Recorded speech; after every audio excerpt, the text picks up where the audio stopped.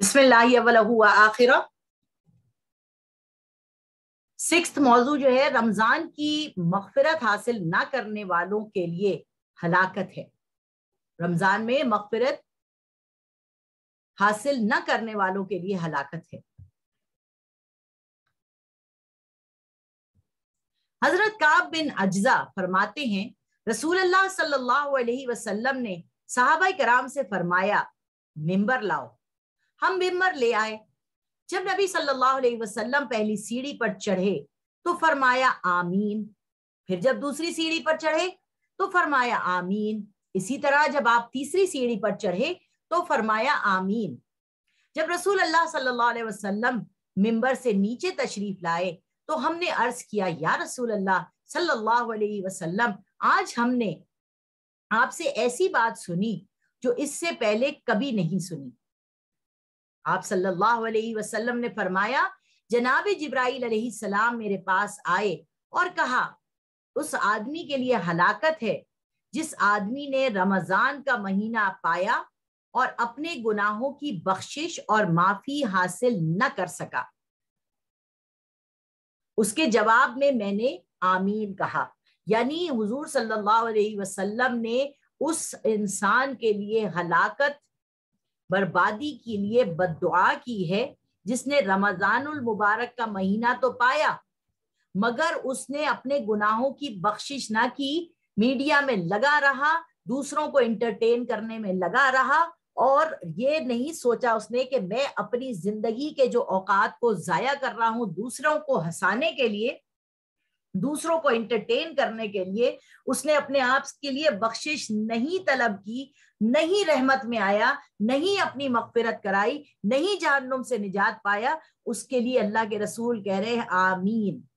अल्लाह उसे हलाक और बर्बाद कर दे। हमें दुआ करनी है, अल्लाह ताला हमारी हिफाजत फरमाए और हमें उन लोगों में शामिल ना होने दे। फिर जब दूसरी सीढ़ी पर चढ़े तो जनाब जिब्राइल ने कहा, हलाकत है उस आदमी के लिए जिसके सामने आप सल्लल्लाहु अलैहि वसल्लम का जिक्र किया जाए और वो आप पर दुरूद ना भेजे। मैंने उसके जवाब में भी आमीन कहा। यानी जब भी आप सल्लल्लाहु अलैहि वसल्लम का नामे नामी आए तो हमें क्या कहना चाहिए, सल्लल्लाहु अलैहि वसल्लम।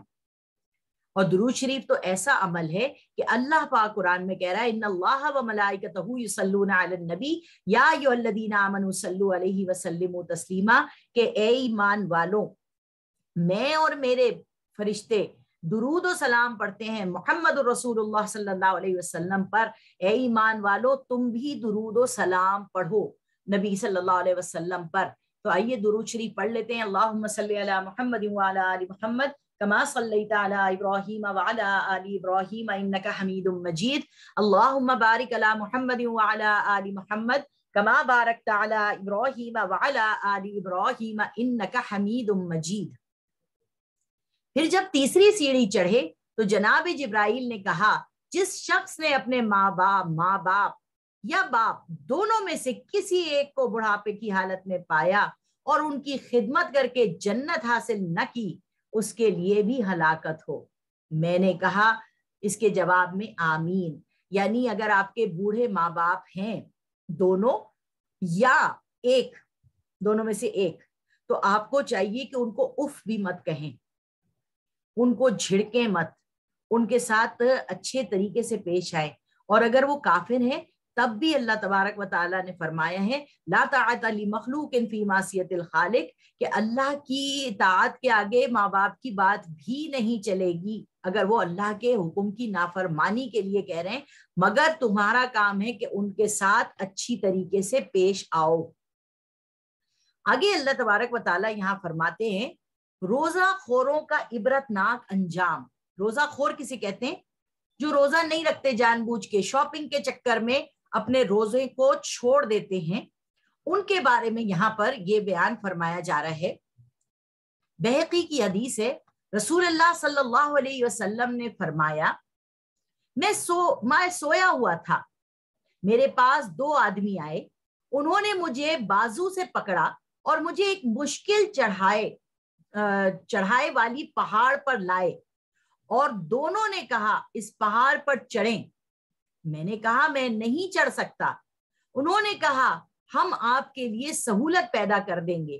بس میں چڑھ گیا حتیٰ کہ میں پہاڑ کی چوٹی پر پہنچ گیا جہاں میں نے شدید چیخ و پکار کی آوازیں سنی۔ میں نے پوچھا یہ آوازیں کیسی ہیں؟ انہوں نے بتایا کہ یہ جہنمیوں کی چیخ و پکار ہے۔ پھر وہ میرے ساتھ آگے بڑھے جہاں میں نے کچھ لوگوں کو الٹے لٹکے ہوئے دیکھا جن کے منہ کو چیرا دیا گیا ہے جس سے خون بہ رہا ہے۔ میں نے پوچھا یہ کون لوگ ہیں؟ انہوں نے جواب دیا یہ وہ لوگ ہیں جو روزہ وقت سے پہلے اختیار کر لیا کرتے تھے۔ یعنی روزہ جو ہے اس کو وقت سے پہلے اختیار کر لینا، یعنی روزے کو تو اللہ تعالیٰ نے کیا ٹائم دیا ہے؟ آپ نے روزے کو رکھنا ہے کب سے کب تک؟ فجر حتی مطلع الفجر، یہاں تک کہ فجر کی سیاہ دھاری سفید دھاری سے ممیز نہ ہو جائے، اور مغرب تک آپ نے روزہ رکھنا ہے۔ اگر آپ یہ روزہ رکھ ہی نہیں رہے اور افطار آپ کرے جا رہے ہیں پورے دن میں، تو اللہ تبارک و تعالیٰ آپ کے لیے سزا تجویز فرما رہے ہیں۔ آگے فرماتے ہیں 7ویں چیز،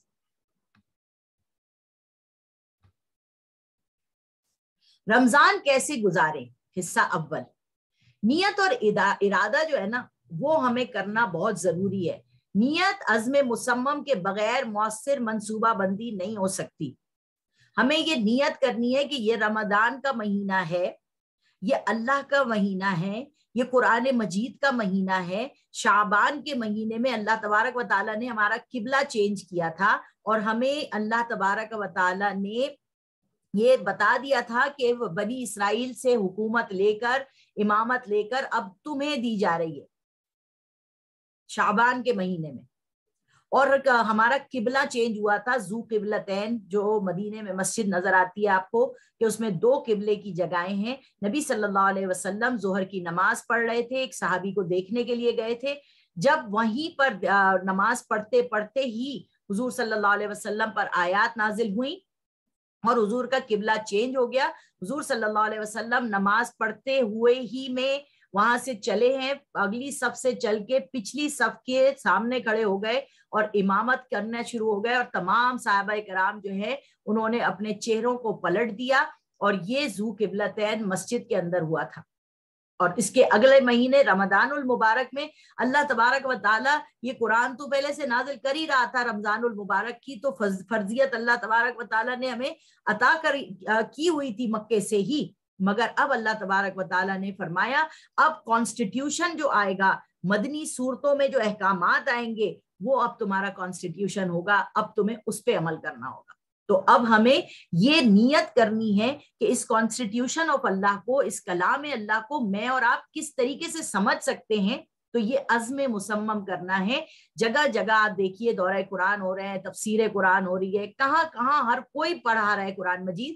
ہمیں کسی ایک کے ساتھ جوائن ہو کر اور سیکھنے اور سمجھنے کی صلاحیت کے ساتھ اللہ تبارک و تعالیٰ قبول کر لے، یہ نیت کرنی ہے ہمیں۔ اس رمضان کو پچھلے رمضان سے ہمیں بہتر بنانے کا عزم کرنا ہے۔ پچھلے رمضان میں اگر ہم نے اپنا ٹائم ویسٹ کر دیا، ہم نے دورہ قرآن بھی نہیں کیا، قرآن کی تلاوت بھی نہیں کی، اور ہم نے کچھ بھی نہیں کیا اچھا کام، تو اب یہ رمضان ہمیں اللہ تبارک و تعالیٰ نے دوبارہ دے دیا ہے، تو پچھلے رمضان سے کوشش کر کے اس رمضان کو ہمیں بہتر بنانا ہے انشاءاللہ تعالیٰ۔ یہ سوچ کے سمجھ کے ہم نے کام کرنا ہے۔ رمضان کے بعد احکام شریعت کی پابندی اور فریضہ اقامت دین سر انجام دینے کا عہد کیجیے۔ کیا مطلب ہے کہ رمضان مکمل ہو گیا، آپ نے جو ہے وہ حلال پاکیزہ چیزوں سے آپ کو روکنے کی اللہ تبارک و تعالیٰ نے 30 دن کی ایک ٹریننگ دی، اور آپ نے جیسے ہی رمضان ختم ہوا آپ نے شریعت کے احکامات کو توڑ دیا۔ آپ جو دوپٹے پہن کے، برقعے پہن کے گھوم رہی تھی رمضان المبارک میں، سب کچھ آپ نے چھوڑ چھاڑ، پھر ویسے ہی شادیاں کری، پھر ویسے ہی ہلے گلے میں لگ گئے، پھر شیطان کے قدموں پہ چل گئے۔ آپ نے یہ نہیں کرنا، بلکہ آپ نے کوشش کرنی ہے کہ رمضان المبارک کے رمضان، شوال، ذیقعد، ذی الحج، رمضان کے بعد حج کا مہینہ آ رہا ہے۔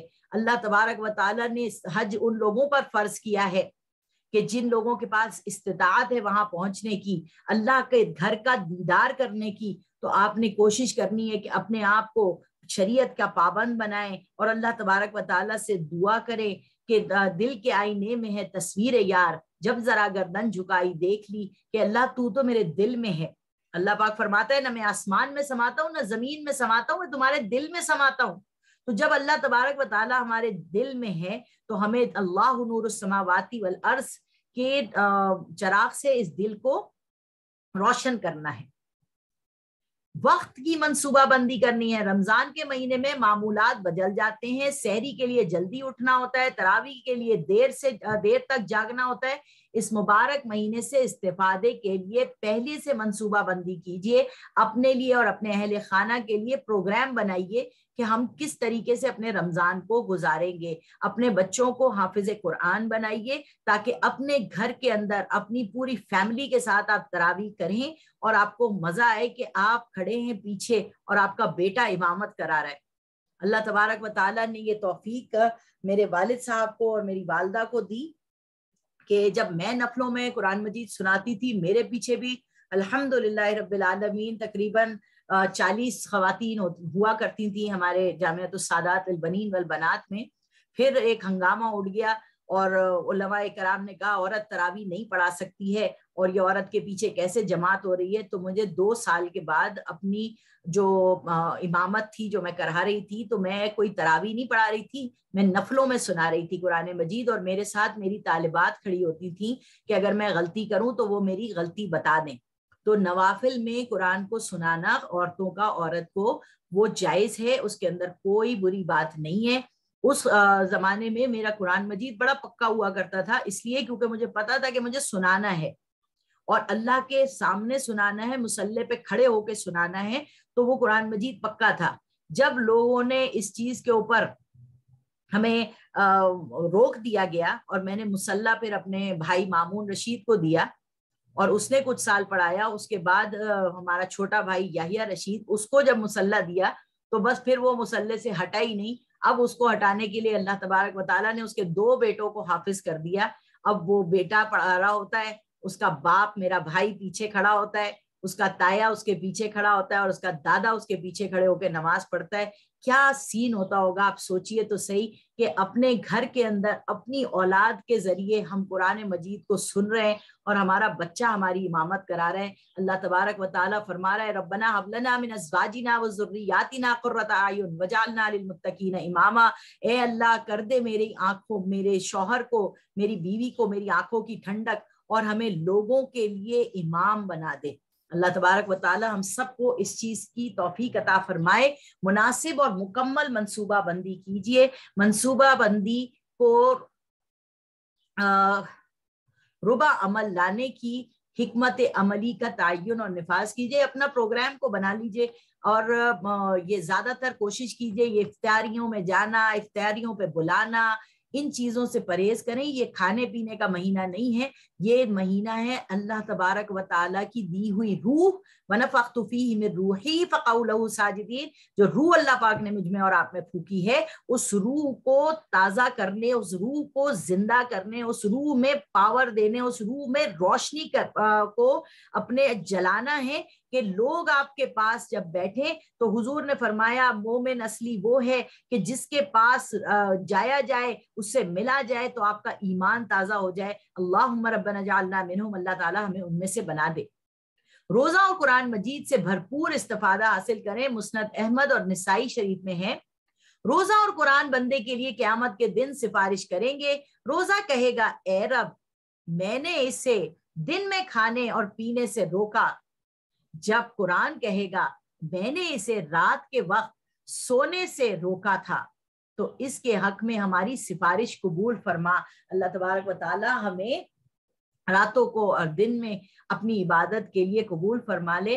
اور میرے استاد ڈاکٹر اسرار احمد کہتے تھے کہ تم لوگ چھٹیاں جو لیتے ہو، رمضان المبارک میں چھٹی لو اور اپنے وقت کو قرآن کے لیے، اپنے وقت کو اللہ کے لیے لگا دو، کیونکہ اللہ پاک فرما رہا ہے الصوم لی وانا اجزی بہ، کہ روزہ میرے لیے ہے اور اس کی جزا میں تمہیں خود دوں گا۔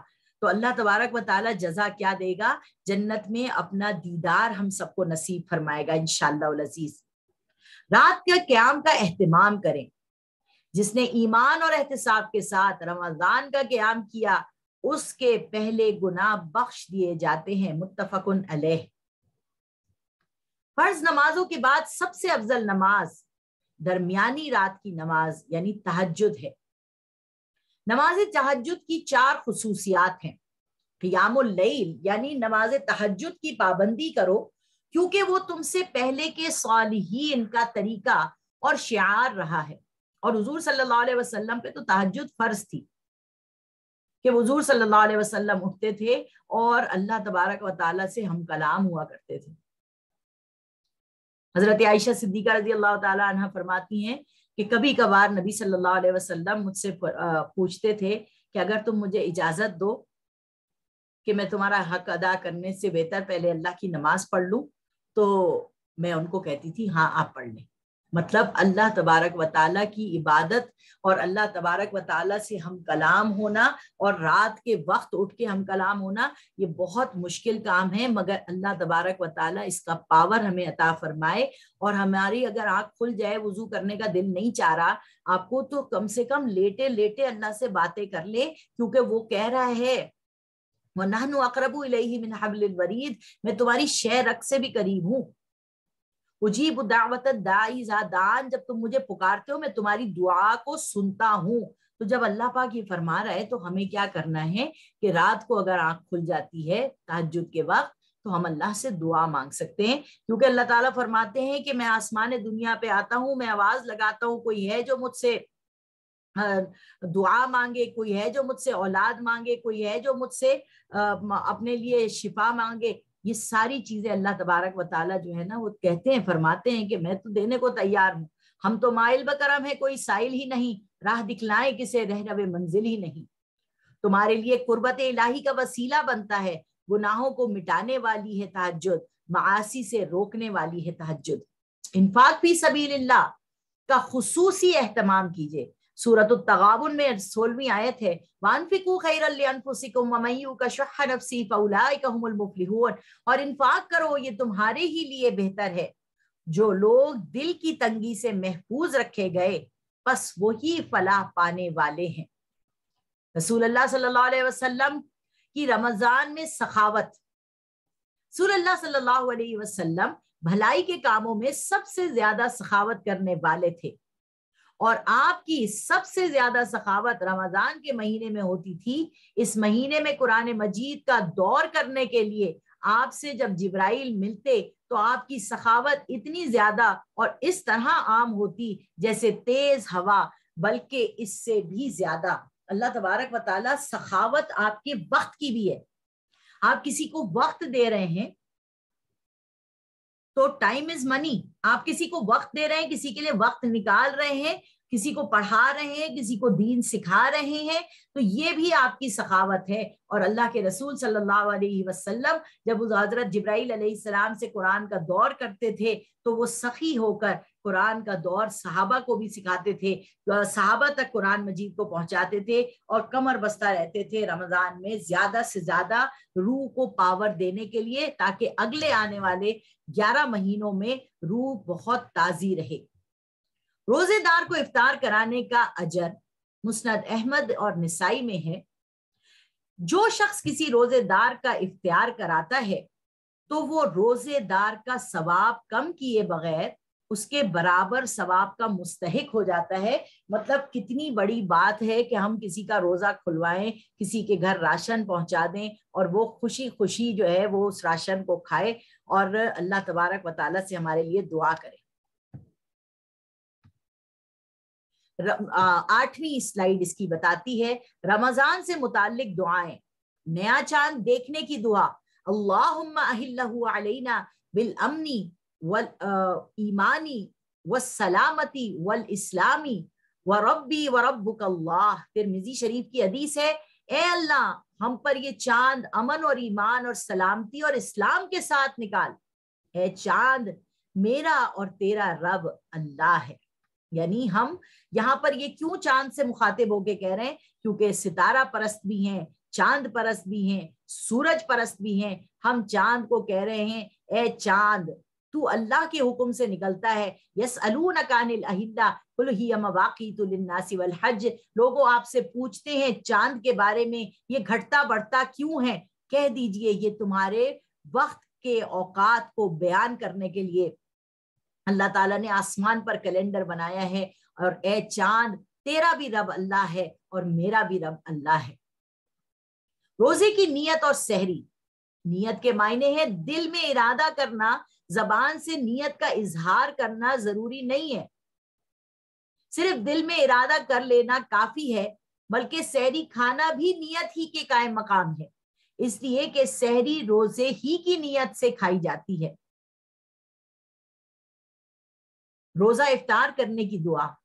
اے اللہ میں تیرے لیے روزہ رکھا اور تیرے ہی دیے ہوئے رزق روزی سے افطار کرتا ہوں. ابو داود کی دعا ہے، کتنی خوبصورت دعا ہے کہ اللہ تیرے ہی لیے روزہ رکھا اور تیرے ہی دیے ہوئے سے میں نے افطار کیا. وہ کہتے ہیں نا جان دی ہوئی اسی کی تھی، حق تو یہ ہے کہ حق ادا نہ ہوا. ابو داود کی حدیث ہے پیاس ختم ہو گئی، رگیں تر ہو گئیں اور روزے کا اجر انشاءاللہ پکا ہو گیا. یعنی اللہ تبارک و تعالی جب ہمارا روزہ کھلتا ہے ذهب الظمآن وابتلت العرق عروق وثبت الاجر انشاءاللہ. پیاس ختم ہو گئی، رگیں تر ہو گئیں، روزے کا اجر انشاءاللہ تعالی اللہ نے پکا ہمیں دینا ہے. اور پکا کیا کہ اللہ جنت میں اپنا دیدار نصیب فرمائے گا. 2 کلمے زبان پر ہلکے اور میزان میں بھاری ہیں. بخاری اور مسلم کی حدیث ہے سبحان اللہ و بحمدہ سبحان اللہ العظیم. پاک ہے اللہ اور اپنی حمد کے ساتھ پاک ہے اللہ عظمت والا. تلاوت کے بعد کی دعا اللہم ارحمنی بالقرآن قرآن عظیم وجعلہ لی اماما ونورا وہدا ورحمہ. اللہم ذکرنی منہ ما نسیت وعلمنی منہ ما جہلت وارزقنی تلاوتہ آناء اللیل وآناء النہار وجعلہ لی حجتا یا رب العالمین. اللہ تبارک و تعالیٰ کیا فرما رہے ہیں؟ اے اللہ تو مجھ پر اس قرآن کے صدقے میں رحم فرما اور اس کو میرا پیشوا بنا دے. پیشوا کیا؟ میرے ہر کام میں قرآن کو اپنے سامنے رکھوں اور پھر اس قرآن سے ہدایت نکالوں اور پھر اس قرآن مجید کے اوپر عمل کروں. میرے لیے اسے نور بنا دے.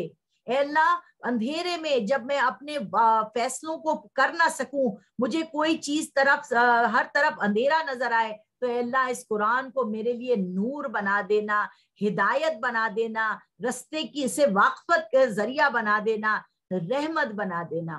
اے اللہ میں اس میں سے جو کچھ بھول جاؤں، اللہ قرآن میں کہہ رہا ہے سنقرئک فلا تنسى الا ما شاء اللہ، ہم آپ کو پڑھا دیں گے پھر آپ نہ بھولیں گے. تو اگر آپ بھول گئی ہیں، دنیا کے چکروں میں رہ کے بھول گئی ہیں، تو اللہ سے دعا کریں اللہ وہ مجھے یاد دلا دے. اور اللہ تو کہہ رہا ہے نا اللہ ماشاء اللہ ہم آپ کو پڑھا دیں گے، آپ نہیں بھولیں گے. مگر ماشاء اللہ کچھ بھول گیا تو اللہ تعالیٰ سے ہم دعا کر رہے ہیں اللہ مجھے یاد دلا دے، اور جو کچھ میں نہیں جانتی ہوں اے اللہ مجھے سکھا دے. قرآن مجید میں وہ غوطہ زن اے مرد مسلمان قرآن مجید کے اندر تذکر کریں اور تفکر کریں. تذکر کیا ہے؟ اس کو سادہ پڑھ لیں گی آپ کو سمجھ میں آ جائے گا، مگر اللہ تبارک و تعالیٰ کہہ رہے ہیں تدبر کرو، اس میں غور و فکر کرو. افلا یتدبرون القرآن ام علی قلوب اقفالها، کہ تم قرآن میں غور و فکر نہیں کرتے؟ کیا تمہارے دلوں پہ تالے پڑ گئے ہیں؟ کیا تمہیں سمجھ نہیں آ رہا کہ یہ میں نے تمہارے لیے بنایا ہے؟ اور دل کے اندر تالا پڑ جانے کا مطلب یہ ہے کہ اللہ تبارک و تعالیٰ آپ کے دل سے نکل گیا اور شیطان کا وہ گھر بن گیا. تو شیطان ہمارے دل میں تو نہیں آ سکتا، وہ باہر ہی باہر رہ سکتا ہے. دل کو تالا لگ گیا، ختم ہو گیا. اللہ قرآن میں کہہ رہے ختم اللہ علی قلوبہم وعلی سمعہم وعلی ابصارہم غشاوہ. انہوں نے اپنے گناہوں کے سبب اپنے دلوں کو تالے لگوا دیے، ان کے کان بھی بہرے ہو گئے، آنکھیں بھی اندھی ہو گئی، وہ سمجھ ہی نہیں پا رہے. اللہم حفظنا منہم، اللہ تعالیٰ ہمیں ان میں سے نہ ہونے دینا. جو کچھ میں نہیں جانتی مجھے سکھا دے اور مجھے توفیق دے کہ میں سب شب کے کچھ حصے میں اور صبح اور شام کی تلاوت کیا کروں. یعنی اللہ مجھے رات دن قرآن مجید کو پڑھنے کی توفیق عطا فرما. اے رب العالمین تو اس کو میرے حق میں حجت بنا دے. قیامت کے دن اللہ تعالیٰ یہ قرآن میرے حق میں حجت بن جائے. سید الاستغفار یہ بہت خوبصورت ہے. سید الاستغفار اللہم انت ربی لا الہ الا انت خلقتنی وانا عبدک وانا علی عہدک ووعدک ما استطعت اعوذ بک من شر ما صنعت ابوء لک بنعمتک علی وابوء لک بذنبی فاغفر لی فانہ لا یغفر الذنوب الا انت. بخاری شریف میں یہ سید الاستغفار ہے. اے اللہ تو میرا رب ہے, تیرے سوا کوئی معبود نہیں, تو نے مجھے پیدا کیا اور میں تیرا ہی بندہ ہوں, اور میں تجھ سے کیے ہوئے عہد اور وعدے پر قائم ہوں.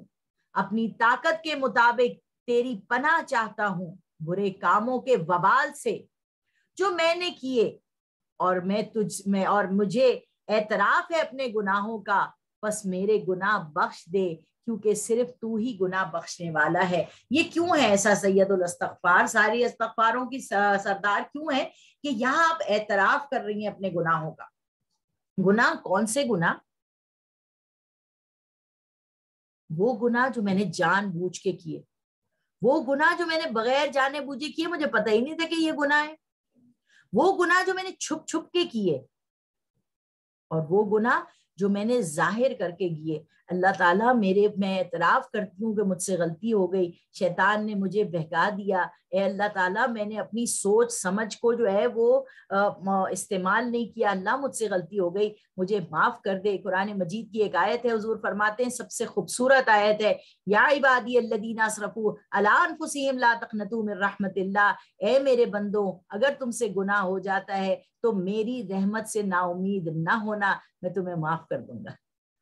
کتنی بڑی بات ہے تقوی اور تزکیہ نفس کی دعا. اللہم آتی نفسی تقواہا وزکیہا انت خیر من زکاہا انت ولینا و مولاہا. اے اللہ میرے نفس کو تقوی عطا فرما اور اس کا تزکیہ کر دے. یعنی اے اللہ تعالیٰ یہ میرا نفس ہے نا, نفس ما ہم کم ترس فرعون نیست مگر اورا اور ایرا اور نیست. یعنی کیا ہے کہ میرا جو نفس ہے وہ شیطان, وہ فرعون سے کم نہیں ہے. وہ فرعون تو وہ تھا جس نے کہہ دیا تھا کہ میں اللہ ہوں. میں بھی ایسے ہی حرکتیں کرتی ہوں کہ میں اپنے آپ کو سمجھتی ہوں کہ میں سب کچھ ہوں, میرے پاس جو علم ہے دوسرے کے پاس نہیں ہے. تو یہ کیا ہے؟ تکبر ہے. اللہ تعالیٰ کیا فرما رہا ہے؟ اننی انا اللہ لا الہ الا انا فاعبدنی. بے شک میں ہوں اللہ اور میری اطاعت کرنی ہے.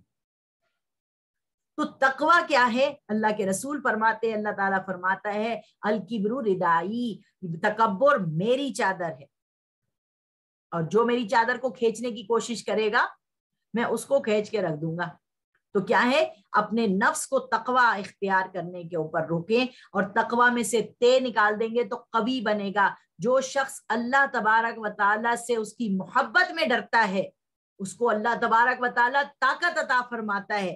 اس کے ساتھ کوئی چلے نہ چلے اللہ تبارک و تعالیٰ کے فرشتے چلتے ہیں, اس کے ساتھ کوئی دے یا نہ دے اللہ تبارک و تعالیٰ کے مومن بندے اس کا ساتھ دیتے ہیں. اللہ تبارک و تعالیٰ فرماتے ہیں جاء الحق وزہق الباطل ان الباطل کان زہوقا. بے شک جب حق آ جاتا ہے تو باطل چلا جاتا ہے, اور باطل ہے ہی جانے کے لیے.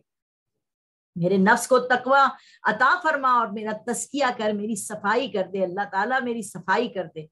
تو ہی اس کا بہترین تزکیہ کرنے والا ہے, اس کا سرپرست اور مالک بھی تو ہی ہے, کیونکہ یہ میرے اندر جو چیز ہے اس کو تو ہی کنٹرول کر سکتا ہے. آگے دعا آتی ہے, مسلم شریف کی حدیث ہے, اے اللہ میں تیری پناہ مانگتی ہوں اس علم سے جو فائدہ بخش نہ ہو. یعنی وہ چیزیں ہم پڑھتے ہیں, جو ہم سیکھ رہے ہیں, ہم پڑھ رہے ہیں, جو فائدہ نہیں دے رہی ہمیں, وہ چیزیں ہم سیکھنے کی کوشش کر رہے ہیں جو آخرت میں کوئی فائدہ نہیں دیں گی ہمیں. ہم زندگی کے بیشتر حصے کو اس تعلیم پر ضائع کر رہے ہیں. میں تعلیم کے خلاف نہیں ہوں, میں انجینئر بننے کے, آرکیٹیکٹ بننے کے خلاف نہیں ہوں, میں اس بات کے خلاف ہوں کہ ہم نے اپنی آدھی زندگی ایسے علم کو حاصل کرنے کے لیے سیکھا کہ جس سے ہم دوسرے کی دنیا کو بنا رہے ہیں, مگر اپنے اس وقت کو ہم نے اللہ کے لیے نہیں لگایا, اپنی نمازوں کو قضا کیا, اپنے روزوں کو قضا کیا کہ ہم اپنے ٹارگٹ کو پہنچ جائیں تاکہ انسان ہم سے خوش ہو جائے, تاکہ انسان ہماری پیمنٹ وقت پہ کر دے. ہم نے رازق اللہ کو چھوڑ دیا, ہم نے رازق اللہ کی احکامات کو چھوڑ کر اپنے وقت کو دوسرے کے لیے لگا دیا. اللہ تبارک و تعالیٰ فرما رہے ہیں کہ اللہ میں تیری پناہ مانگتی ہوں ایسے علم سے جو فائدہ بخش نہ ہو میرے لیے آخرت میں, اور اس دل سے جو خشوع اختیار نہیں کرتا. ایسا دل میرے پاس نہیں ہونا چاہیے کہ جو اللہ تبارک و تعالیٰ کے لیے خشوع خضوع کسے کہتے ہیں, نرم پڑ جائے دل. اللہ تبارک و بڑی پیاری بات ڈاکٹر اسرار احمد نے کی کہ اگر تم کسی کو تکلیف میں دیکھو اور تم اس کی مدد کر سکو اور پھر بھی تم نہ کرو, تم چاہے عالم ہو, حافظ ہو, قاری ہو, کچھ بھی ہو, مومن نہیں ہو. کیونکہ جب کسی کو تکلیف میں دیکھ کر تمہیں دل کو تکلیف نہیں ہو رہی تو تمہارے اندر ایمان نہیں ہے. تو یہ بہت بڑی بات ہے. اور اس پیٹ سے جو کبھی سیراب نہیں ہوتا, یعنی ہماری جو ہوس ہے نا وہ ختم ہی نہیں ہوتی. اور یہ ہوس جو ہے حضور نے فرمایا الہاکم التکاثر حتی زرتم المقابر, یہ جو تمہاری ہوس ہے نا, مال کی ہوس, یہ ختم ہی نہیں ہوتی یہاں تک کہ مٹی جو ہے نا تمہاری قبر کے اوپر ڈال دی جائے تو تمہارا پیٹ بھرے گا, ورنہ تمہاری پیٹ ہی نہیں بھرتا. اور اس دعا سے جو قبول نہ ہو, اے پروردگار ہم دعا مانگ رہے ہیں تجھ سے, تو ایسی دعا نہ ہو ہماری کہ جو تیری بارگاہ میں قبول ہی نہ ہو. حضور صلی اللہ علیہ وسلم نے فرمایا ایک شخص پراگندہ حال میں مٹی سے اٹا ہوا آتا ہے خانہ کعبہ میں اور یا ربی کر کے دعا مانگتا ہے, اللہ تعالیٰ کے رسول فرماتے ہیں اس کی دعا قبول نہیں ہوگی. کیوں؟ کیونکہ اس کے پیٹ میں حرام کا لقمہ ہے, جس سواری پہ آیا ہے وہ حرام کے پیسے سے خریدی ہوئی ہے, جو اس کا لباس ہے وہ حرام کے پیسوں کا خریدا ہوا ہے, یہ ٹوٹل بندہ حرام ہے. یہ اس گھر پہ آ تو گیا مگر یہ آیا بھی اپنے مطلب سے ہے, اپنے لیے مزید دعا دنیا کی مانگنے آیا ہے. اللہ تعالیٰ اس کی دعا قبول نہیں کرے گا. تو آپ سوچئے اللہ کسی کی پکار کو کہہ رہا ہے اخسؤوا فیہا ولا تکلمون, شٹ اپ ہو جاؤ, مجھے تمہاری بات ہی نہیں سننی. اور ایک جگہ اللہ کہہ رہا ہے ادعوا ربکم تضرعا وخفیا, تم مجھے زور سے پکارو یا مجھے آہستہ پکارو, میں تمہاری دعا سنتا ہوں. مگر ساتھ میں یہ بھی کہہ رہے ہیں کلوا من الطیبات واعملوا صالحا, اور پاکیزہ کھاؤ اور نیک عمل کرو. یعنی جب آپ پاکیزہ رزق کھاتی ہیں تو نیک عمل کرنے کی توفیق اللہ تبارک و تعالیٰ خود عطا فرماتا ہے. اللہم انی اسألک الہدی والتقی والعفاف والغنی, مسلم شریف کی حدیث ہے, اے اللہ میں تجھ سے ہدایت, پرہیزگاری, پاک دامنی, بے نیازی کا سوال کرتی ہوں. اللہ تعالیٰ مجھے ہدایت بھی دے اور مجھے پرہیزگار بنا. پرہیزگاری کسے کہتے ہیں؟ ڈاکٹر آپ کو کہتا ہے فلانی چیز سے آپ نے پرہیز کرنا ہے. اگر آپ چاول بھی کھائیں گے اور میری دوائی بھی کھائیں گے تو آپ کو دوائی اثر نہیں کرے گی. تو اللہ تبارک و تعالیٰ سے ہم کیا کہہ رہے ہیں, اللہ مجھے ہدایت ایسی دے کہ میں شیطان کے ہتھ کنڈوں سے پرہیز کر سکوں اور پاک دامنی اپنے اندر رکھ سکوں, اور بے نیازی کا سوال کرتی ہوں کہ اللہ مجھے سب سے بے نیاز کر دے, اپنے آگے مجھے اپنے در کا فقیر بنا دے.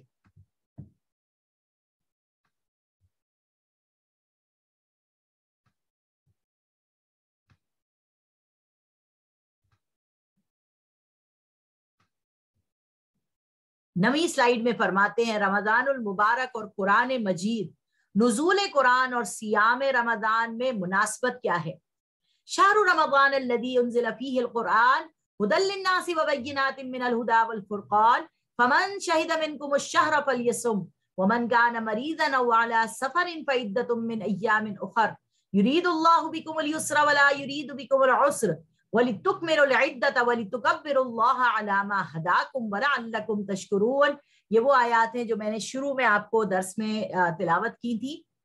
सूरत अल-बकरा की 185 आयत, रमजान का महीना वो महीना है जिसमें कुरान नाजिल हुआ, इंसानों के लिए सरासर हिदायत है, जिसमें राह रास्त के वाज़े दलाइल हैं, हक और बातिल के दरमियान फर्क और इम्तियाज करने वाली हिदायत है। लिहाजा तुम में से जो कोई इस महीने को पाए वो इसमें रोजे रखे।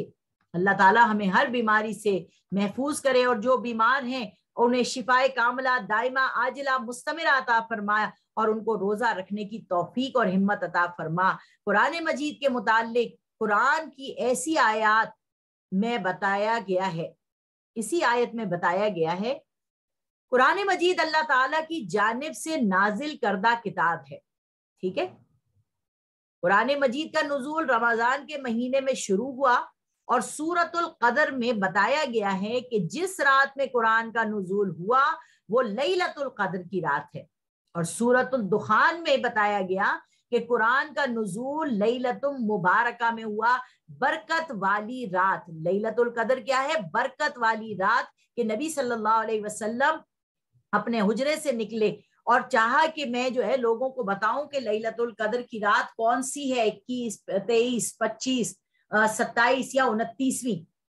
बाहर निकले तो ऐसा हुआ कि दो शख्स लड़ रहे थे और हुजूर सल्लल्लाहु अलैहि वसल्लम को भूल गया कि कौन सी रात थी। अब आप देखिए अल्लाह तबारक व तआला ने ये इनका भूलाना जो था हमारे लिए वो बरकत का बाइस रखा कि अब इन 5 रातों में हम जागते हैं और लैलतुल कदर की तलाश करते हैं और इस रात में नवाफिल पढ़ते हैं, इस रात में हम सलातुत तस्बीह पढ़ते हैं, इस रात के अंदर हम नफलों में कुरान मजीद को सुनते हैं, चाहे मर्द से सुने या औरत से सुने। इस रात के अंदर हम अल्लाह तबारक व तआला की कुर्बत की दुआ मांगते हैं। ये वो रात है जिसमें कुरान मजीद नाजिल हुआ, ये वो रात है लैलतुल मुबारका जिसमें पूरे साल का जो हमारे नामा अमाल है वो फरिश्तों के हाथों में दे दिया जाता है। उस साल में जो जो फैसले हमारे हक में हुए होते हैं वो सारी की सारी किताब हमें मिलने वाली रात है ये लैलतुल मुबारका। इस रात में हमें अल्लाह तबारक व तआला से दुआ मांगनी, अल्लाह तूने अगर हमें बदबख्त लिखा हुआ है तो हमें खुशबख्त लिख दे। ए अल्लाह अगर हमारी रोजी में तंगी है तो हमारी रोजी की तंगी को दूर कर दे। ए अल्लाह अगर हमारे लिए कोई भी चीज जो हमारे हक में बेहतर नहीं है तो अल्लाह हमें वो बेहतर अता फरमा दे। ये रात जागने वाली रात है जो हम रातें मनाते हैं कि हम शाबान की 15वीं रात को जाग रहे हैं, उसका कोई सबूत हदीस में नहीं है। हम मेराज की रात को जागते हैं, उसका जागने का कोई सबूत नहीं है। हाँ, वो बहुत अहम रातें हैं। ठीक है, 15वीं शाबान बहुत अहम रात है कि अब अल्लाह के दीन के ऊपर चलने के, अल्लाह के कुरान के महीने के आने के लिए जो है वो 15 दिन बाकी रह गए हैं। उसके बाद ये शाबान के महीने में हुजूर सल्लल्लाहु अलैहि वसल्लम से साबित है वो कसरत से रोजे रखा करते थे, मगर 15 शाबान के बाद रोजे रखना बंद कर देते थे ताकि रमजानुल मुबारक में कमजोरी ना पेश आए। ठीक है, और फिर मैंने आपको बताया है कि शाबान का महीना वो है जिसमें तहवील किबला हुआ और हमें हुकूमत मिल गई, मुसलमानों को अपनी कॉन्स्टिट्यूशन कुरान की सूरत में हमें मिल गया। नंबर 3, कुरान मजीद इंसानों के लिए सरासर हिदायत है और सआदत और निजात की राह बताता है। नंबर 4, कुरान मजीद अपने अंदर हिदायत की रविश सदाकतें रखता है, सच्चाई है। सब बातों की अल्लाह ताला ने सच्चाई खोल खोल के इस किताब में हमें बता दी। कुरान हक व बातिल में फर्क करने वाली तालीमात पर मुश्तमिल है। रमजान के तस्करे में कुरान मजीद के ये बेमिसाल और साफ और सिफात तकाजा करते हैं कि हुक्म दिया जाए कि तुम में से जो भी इस नुज़ूल कुरान के महीने को पाए, इसे चाहिए कि दिन में सियाम रोजा और रात को क़याम करे ताकि इस कुरान मजीद के फयूज और बरक़ात से कमा हक़्क़हू फायदा उठा सके। अल्लाह तबारक व तआला हमें इसकी तौफीक नसीब फरमाए। फ़ज़ाइल कुरान मजीद का खुलासा हदीस रसूल सल्लल्लाहु अलैहि वसल्लम की रोशनी में बुखारी शरीफ में है, तुम में से बेहतर शख्स वो है जो कुरान मजीद सीखे और सिखाए। अल्लाह तबारक व तआला उनमें हमें शामिल फरमा दे। नंबर 2, मुस्लिम शरीफ की हदीस है, कुरान मजीद सीखने के लिए जो शख्स घर से निकले اللہ تعالیٰ اس کے لیے جنت کے راستے آسان فرما دیتے ہیں. سبحان اللہ. نمبر 3، قرآن مجید کا علم سیکھنے والوں کے لیے زمین و آسمان کی ہر چیز حتیٰ کہ پانی کے اندر مچھلیاں بھی دعا کرتی ہیں، اللہم ربنا جعلنا منہم، اللہ تعالیٰ ہمیں اس میں شامل فرمائے کہ ہم قرآن کو سیکھنے والے بنیں، اور سیکھنے والے نہیں بلکہ اس کو عمل میں لانے والے بنیں. ابن ماجہ کی حدیث ہے، حدیث نمبر 4، قرآن مجید پڑھنے اور پڑھانے والے اللہ تعالیٰ کے چنے ہوئے بندے ہوتے ہیں. یعنی اللہ تعالیٰ چن لیتا ہے، ان اللہ اصطفیٰ، اللہ یصطفی من الملائکۃ رسلا ومن الناس، اللہ تعالیٰ چن لیتا ہے فرشتوں میں سے بھی، اور اللہ تعالیٰ چن لیتا ہے نبیوں میں سے بھی، اور چن لیتا ہے انسانوں میں سے بھی، جن کے ذریعے وہ ان کو قرآن پڑھاتا ہے اور پھر ان کو پڑھانے کی توفیق عطا فرماتا ہے. تو جو لوگ بھی کچھ بھی سیکھیں، حضور نے فرمایا بلغوا انی ولو آیا، ایک آیت بھی سیکھ لو تو دوسرے تک پہنچا دو اور اس فضیلت کے مصداق بن جاؤ.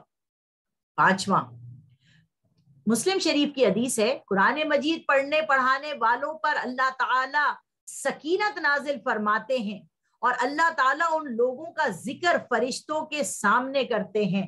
کیوں کرتے ہیں اللہ تبارک و تعالیٰ فرشتوں کے سامنے؟ کیونکہ جب اللہ تعالیٰ نے آدم علیہ السلام کو بنا رہے تھے نا، تو فرشتوں نے اللہ تعالیٰ سے پوچھا تھا وَنَحْنُ نُسَبِّحُ بِحَمْدِكَ وَنُقَدِّسُ لَكَ، اے اللہ ہم تیری پاکی بیان کر رہے ہیں، تیری تقدیس بیان کر رہے ہیں، تو یہ انسان کو کیوں پیدا کر رہا ہے؟ اللہ ہم ہیں نا. اللہ تعالیٰ نے فرشتوں کو جواب دیا تھا انی اعلم ما لا تعلمون، مجھے پتا ہے تمہیں نہیں پتا.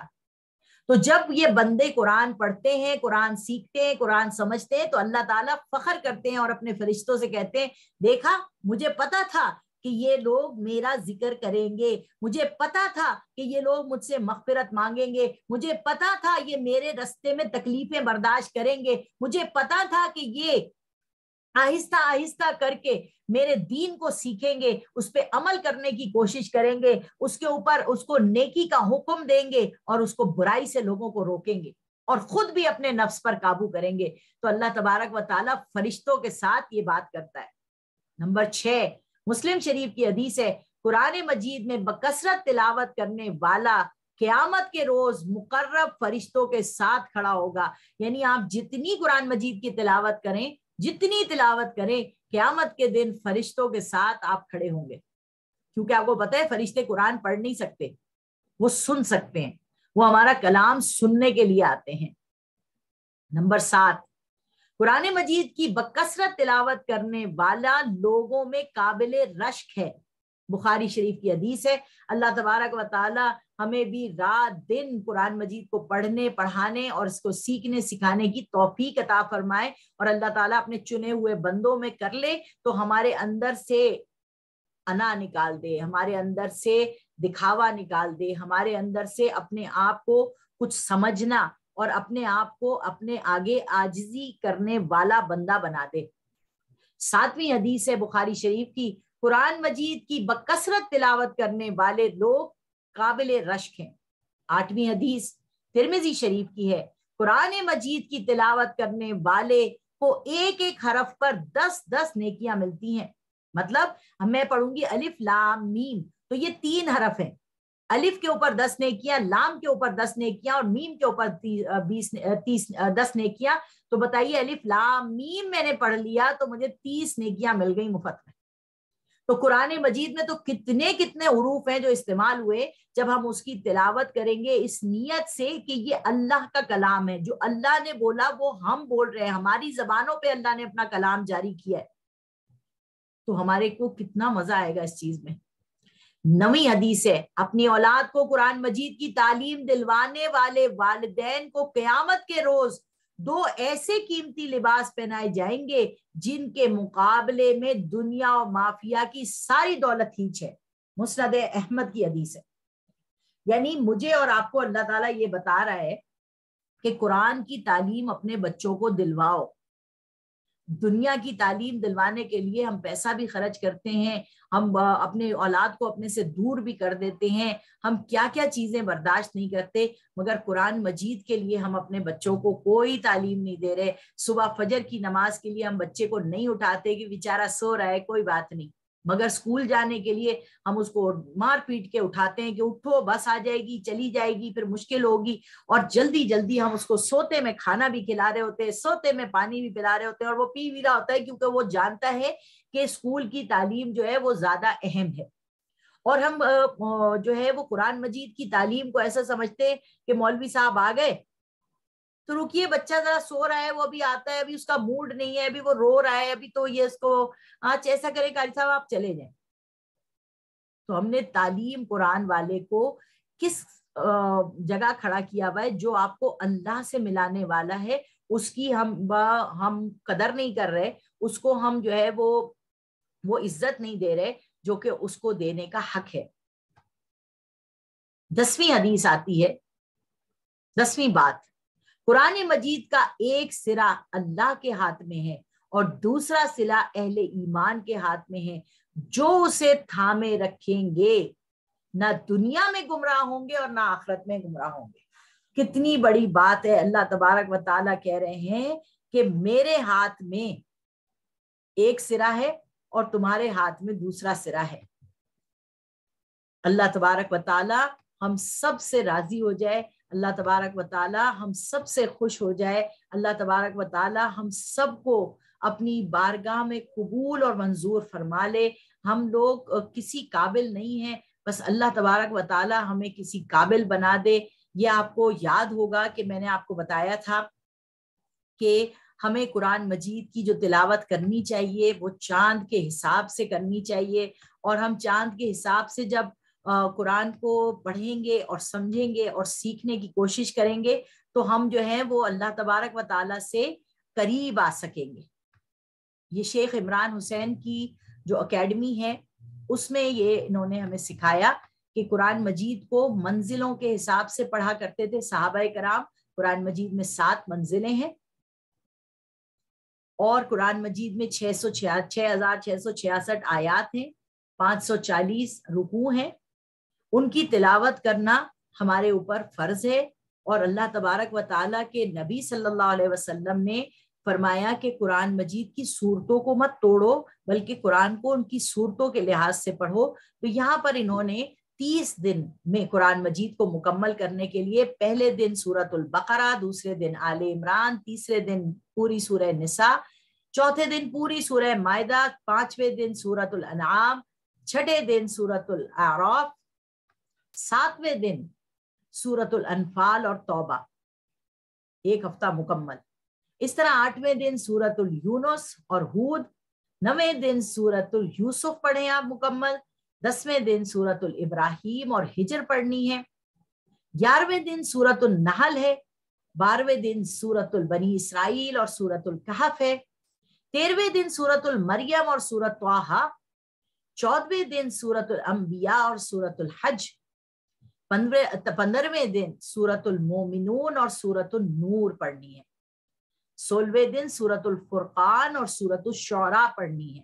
اب دیکھیے چھوٹی چھوٹی صورتیں آنے شروع ہوتی ہیں تو کافی زیادہ صورتیں ہمیں پڑھنی ہے۔ 17ویں دن سورۃ النمل ہے، قصص ہے، عنکبوت ہے، 18ویں دن سورۃ الروم ہے، لقمان ہے، سجدہ ہے، احزاب ہے، 19ویں دن سورۃ السبا ہے، سورۃ الفاطر ہے، سورۃ الیاسین ہے، سورۃ الصافات ہے، 20ویں دن سورۃ الصاد، سورۃ الزمر، سورۃ الغافر ہے، اسی طرح سے 21ویں دن سورۃ الفصلت، سورۃ الشعراء، سورۃ الزخرف، سورۃ الدخان، 22ویں دن سورۃ الجاسیہ ہے، سورۃ الاحقاف ہے، سورہ محمد، سورۃ الفتح، سورۃ الحجرات ہے۔